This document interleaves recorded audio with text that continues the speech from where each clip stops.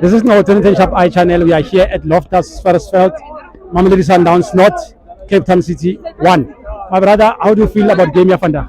Honestly, well, this Luis Vela, nothing expected. Yeah. No, expected to win and celebrate. At least draw. I won. Yeah. Because I expect him Vela, because since the really chess galaxy, I was expecting maybe win, but then I won. Yeah, Mara, what do you think or lose a game here today? And it was very important for you to win because of you are chasing this record. Mistakes every game. Yeah. Each and every team had mistakes. So as our team, even though we run away, we can record invincible. But maybe let's try another season. Maybe the other season, Clover Sharp. Yeah.